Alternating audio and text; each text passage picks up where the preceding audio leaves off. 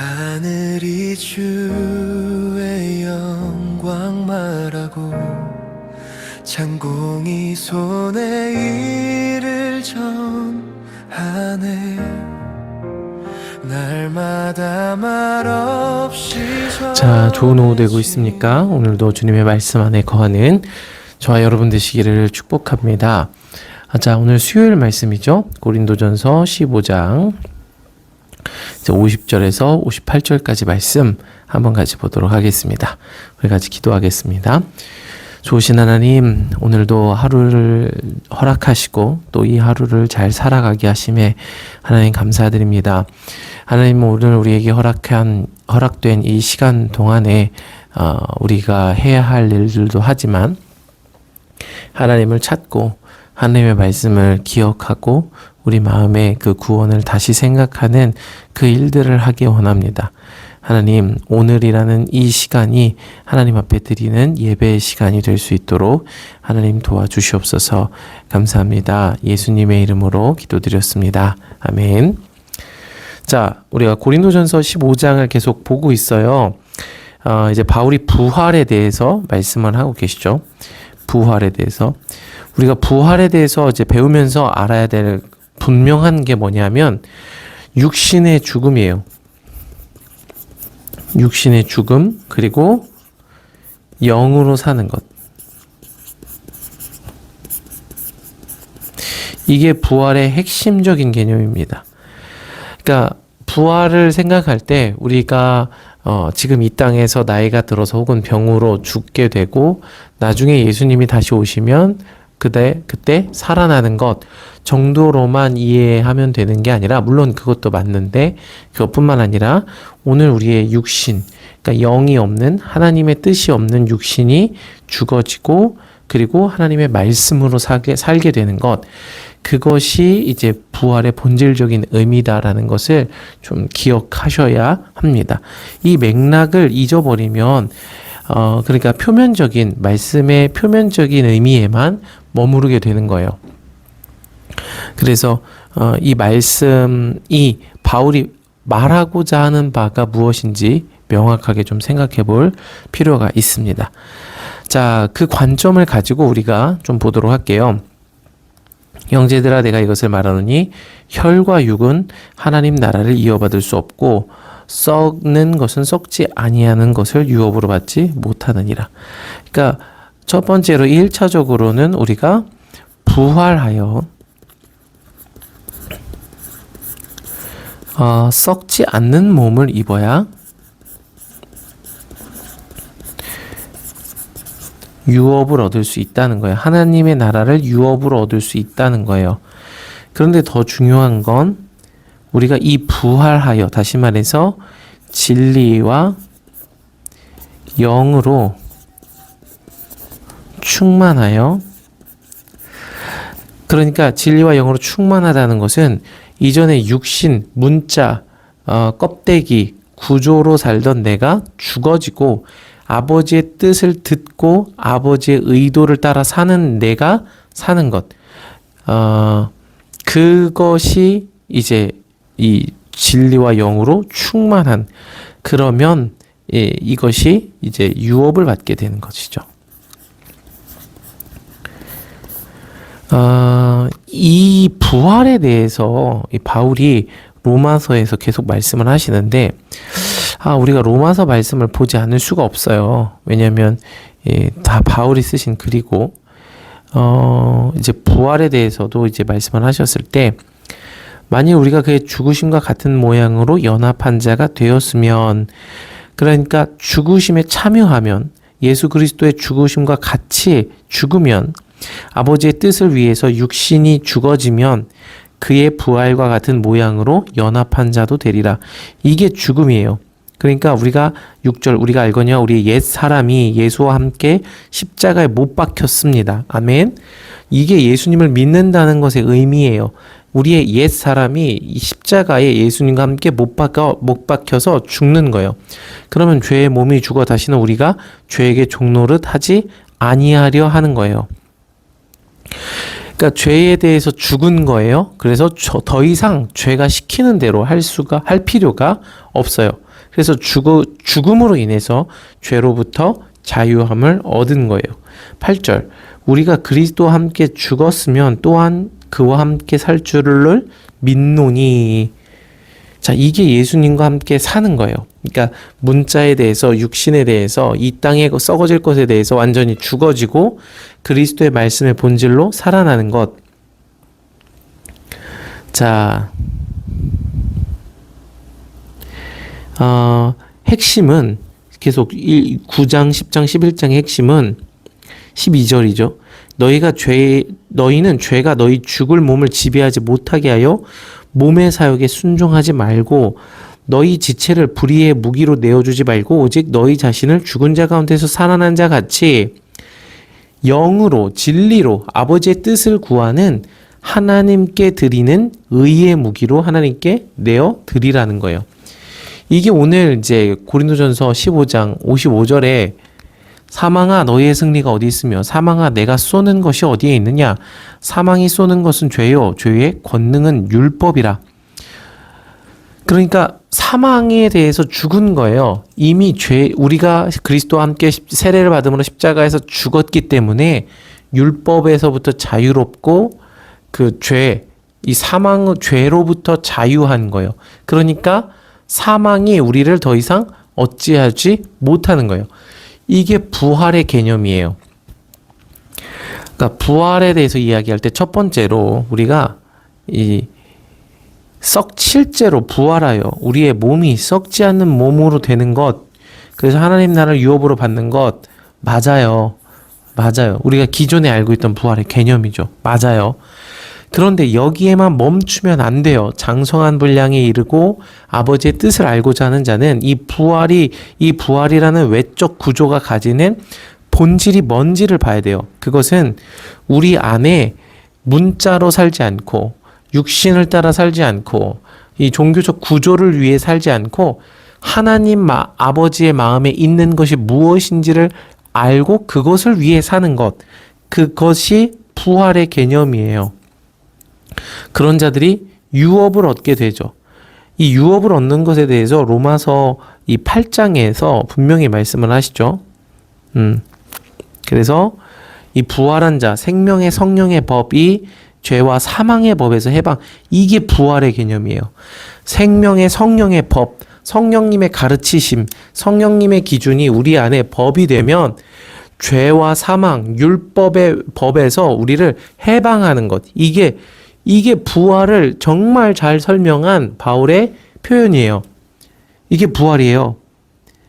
자, 그래서 육신을 따르는 자는 육신의 일을, 영을 따르는 자는 영의 일을 생각하나니 6절 육신의 생각은 사망이요 영의 생각은 생명과 평안이니라.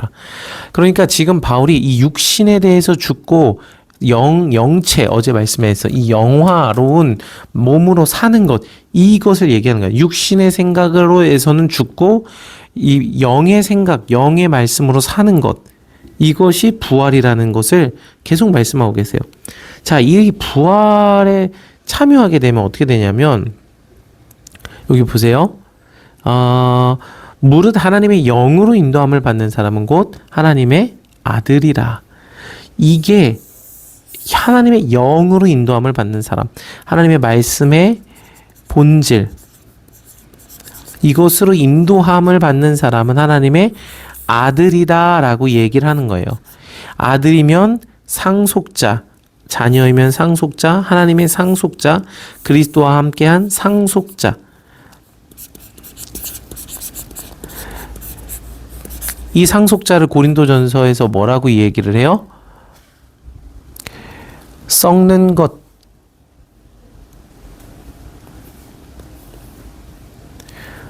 썩는 것은 썩지 아니하는 것을 유업으로 받지 못하느니라. 그러니까 썩지 아니할 것을 유업으로 받으려면 썩지 아니할 몸을 받아야 되죠. 그게 뭐예요? 상속자가 되는 것. 양자의 영을 받아 아빠 아버지라고 부르짖는 것. 아버지의 영으로, 하나님의 영으로 인도함을 받는 것. 이것이 영화로운 몸, 즉 부활한 몸이에요.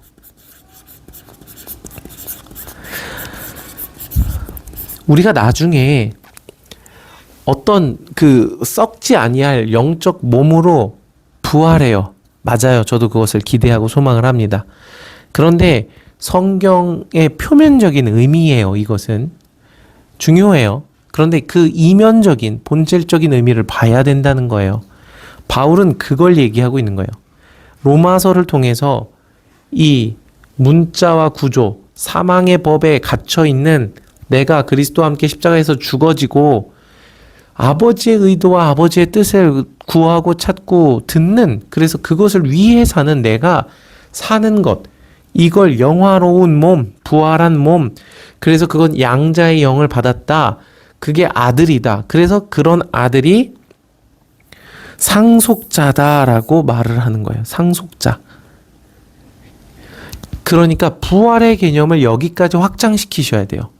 부활은 내가 죽은 이후에 저 먼 훗날, 뭐 수백 년이든 수천 년이든 예수님이 오실 그때에 받는 황홀한 어떤 경험, 물론 맞아요. 그런데 그게 본질이 아니라 오늘 나의 삶에서 문자에 대해서 완전히 죽어지고 이 땅에 썩어질 것에 대해서 죽어지고 아버지의 영, 아버지의 뜻, 이 영의 새로운 것 혹은 그 이제 이 생명의 성령의 법, 그것으로 사는 것이 부활이다라고 말씀을 하시는 거예요. 어제에 이어서 계속 이 부활의 개념들을 조금 설명을 하고 있습니다. 보라, 내가 너희에게 집에 갔다 올 거구나. 아, 네, 목사님. 네, 네. 그 카니발 타고 가. 내가 잠깐 이마트 갔다. 아, 네, 네, 알겠습니다.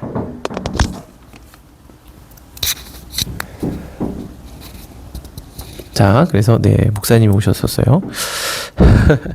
그래서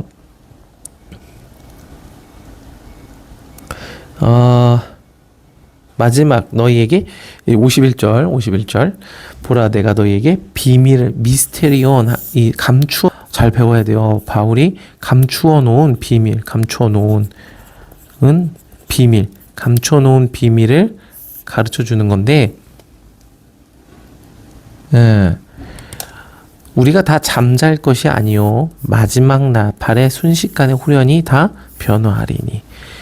자, 나팔 소리가 나매 죽은 자들이 썩지 아니할 것으로 다시 살아나고 우리도 변화하리라. 아멘.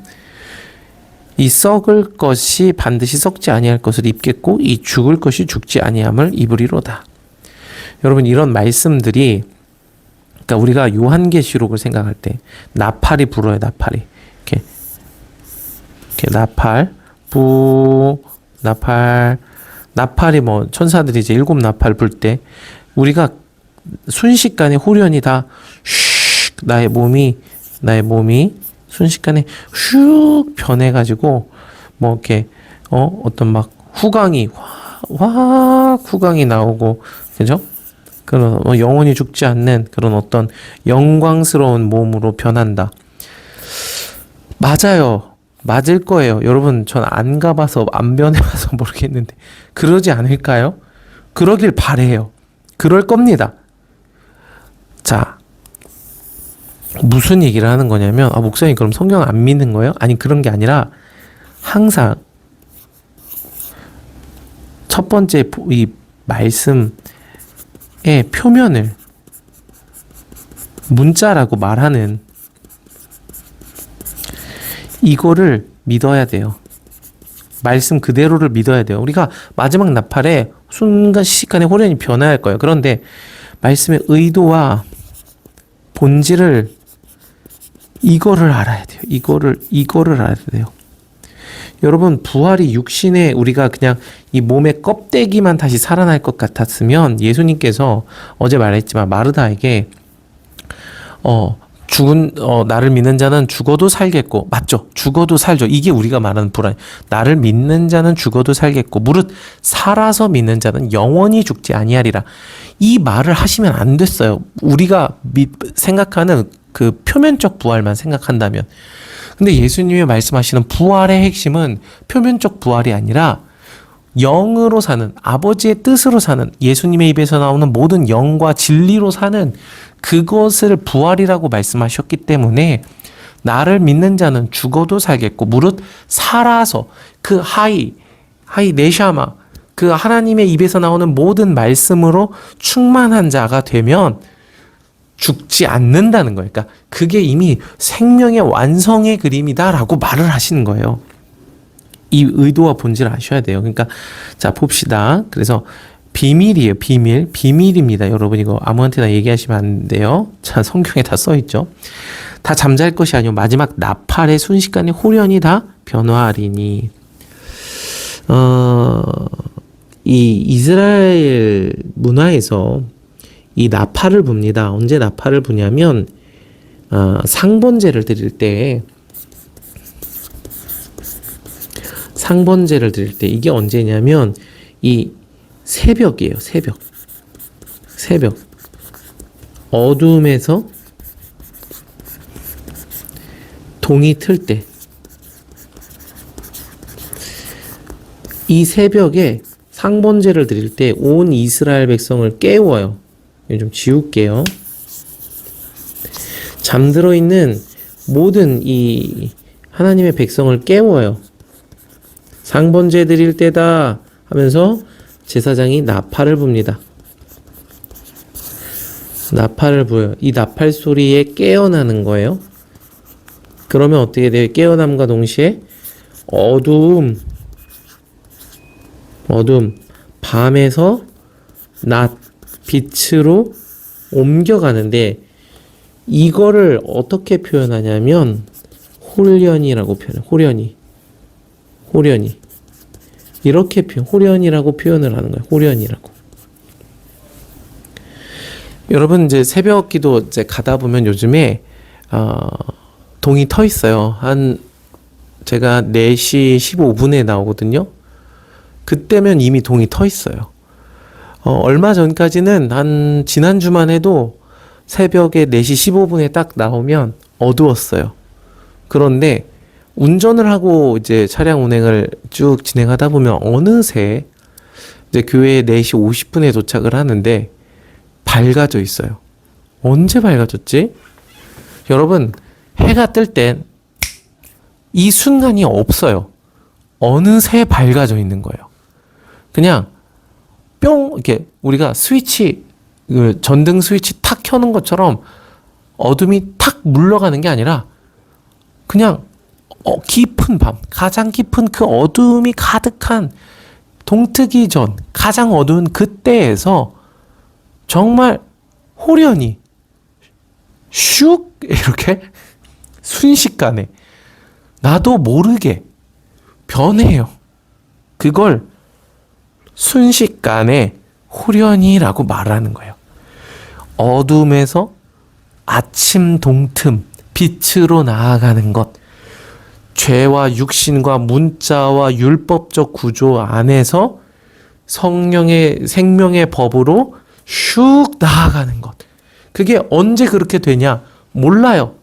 순식간에 호련히 어느덧 그렇게 변하는 거예요. 언제? 나팔 소리를 들을 때. 일어나라 우진아 정신 차려라. 지금 이제 마지막 때가 되었다.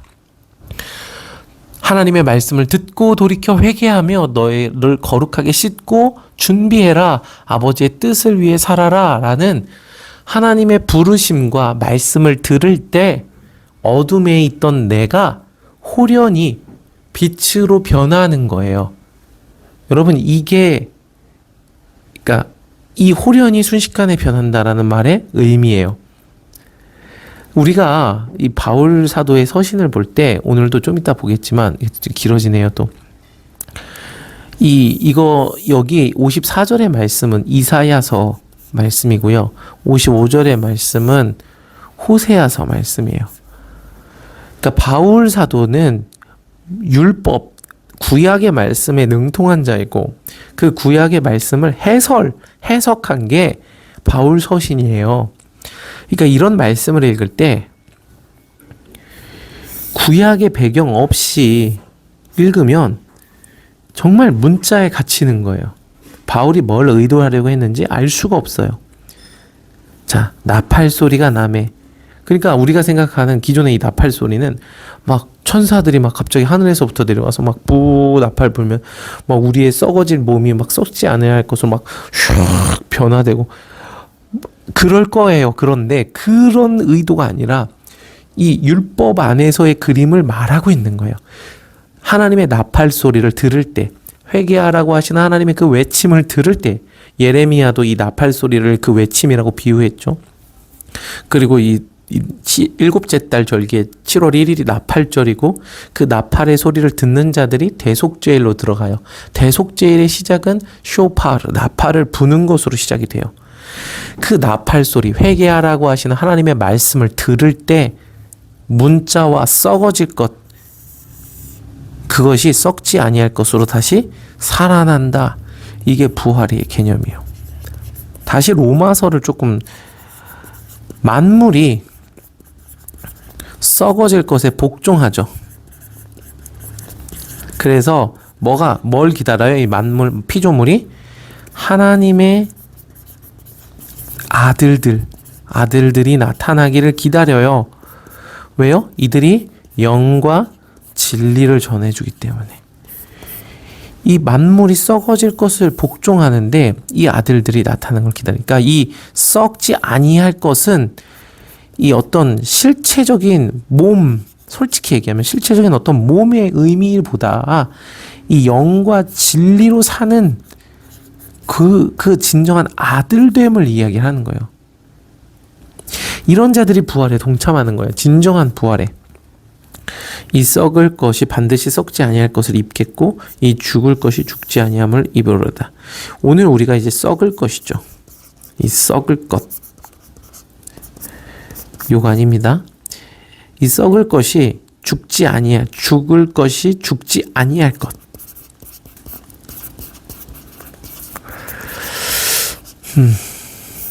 그러니까 지금까지 나만을 위해 살아왔던 나의 생각대로, 나의 고집대로, 나의 세계관대로, 내 철학대로 그렇게 살아왔던 내가 죽어지고 아버지의 뜻대로, 아버지가 원하는 대로, 아버지의 마음을 따라 살아가는 나로 어떻게 호련히 변한다고요. 여러분, 이것을 소망하세요. 이 진정한 부활을 소망하세요. 자, 조금 빨리 여기도 조금 이렇게 조금 디테일하게 보려고 하니까 이게 조금 공부도 좀 더 하게 되고, 공부를 더 하니까 말하고 싶은 게 더 많이 생기고 말하고 싶은 게 많이 생기니까 영상이 길어지네요. 지루하죠? 자, 이 썩을 것이 썩지 아니함을 입고 죽을 것이 죽지 아니함을 입을 때에는 사망을 삼키고 이기리라. 기록된 말씀이 이루어지리라. 이사야 말씀이에요. 사망아, 너의 승리가 어디 있느냐? 사망아, 내가 쏘는 것이 어디 있느냐? 사망이 쏘는 것은 죄요, 죄의 권능은 율법이라.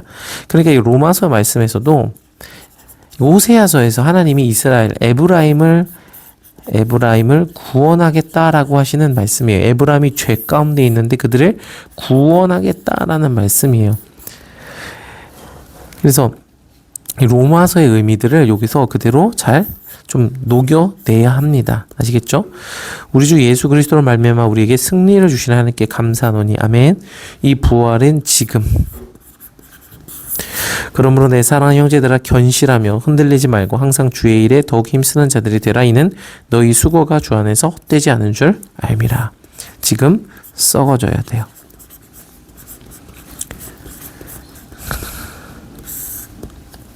주의 일, 이 하나님의 일하심은 경작하는 거예요. 우리의 중심을 힘쓰는 사람이 되어야 합니다. 그러면 결국 오늘 우리가 이 아버지의 말씀, 그 나팔 소리를 계속 듣고 죽는 일에 동참하는 것, 경작하는 일에 동참하는 것, 주의 일에 더욱 힘쓰면 어떻게 돼요? 호련히 우리의 중심에 아버지의 뜻과 아버지의 영과 진리로 살고자 하는 그 중심이 생겨나는 거예요.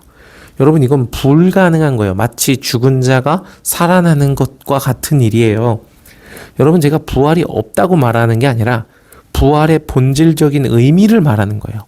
부활은 있습니다. 믿으시고 소망하세요. 그런데 그 부활만 바라고 부활의 본질을 모르고 살아간다면 진짜 부활에 참여할 수 없게 돼요. 부활의 본질은 죽음에 동참해서 부활에 참여하는 것이고, 어둠에서 빛으로 홀연히 변하는 것, 그 나팔 소리를 듣고 내 중심이 썩어지고 깨어지는 것, 이것을 의미하고 있다라는 거예요. 자, 오늘 목사님 너무 추상적이에요 생각할 수도 있지만 오늘 저와 여러분이 어둠에 있다는 겁니다. 하나님의 말씀을 들으십시오. 그리고 우리의 중심을 하나님께로 돌이켜야 합니다. 그럴 때 정말 우리에게 진정한 부활이 일어남을 경험할 수 있게 될 겁니다. 이 은혜가 오늘 저와 여러분의 삶에 있기를 축복합니다. 사랑하고 축복하고 오늘도 주님의 말씀 안에 거하시기를 바랍니다. 숨겨진 곳 하나도 없이 주의 빛이 비추네.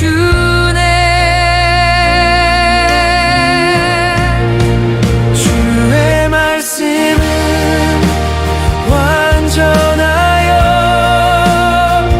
내 영혼을 소생시키고 주의 증거는 확실하여 어리석은 자를 지혜롭게 하네.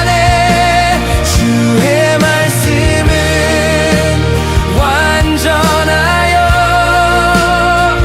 내 영혼을 소생시키고 주의 증거는 확실하여 어리석은 자를 지혜롭게 하네.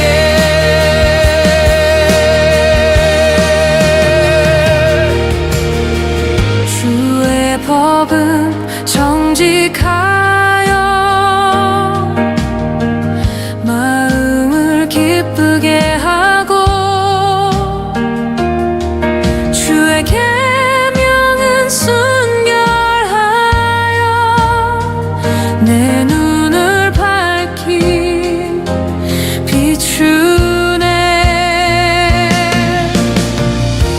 주의 판단은 참되고 모두 의로우시며 금보다 더 사모할 말씀 꿀보다 더 달콤하네. 주의 종이 이 말씀으로 삶의 길을 배우네.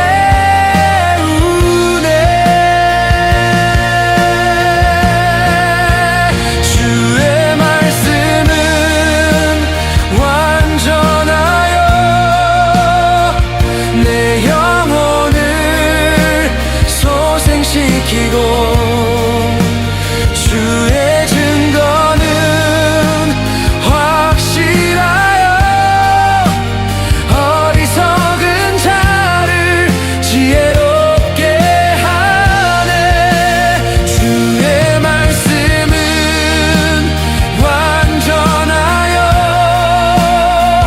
내 영혼을 소생시키고 주의 증거는 확실하여 어리석은 자를 지혜롭게 하네.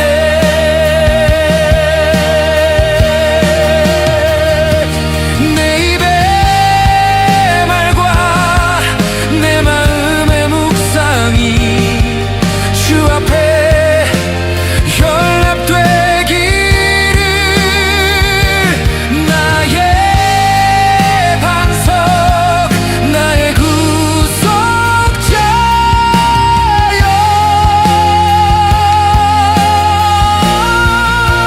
주의 말씀은 완전하여 내 삶의 길을 비추시네. 주의 말씀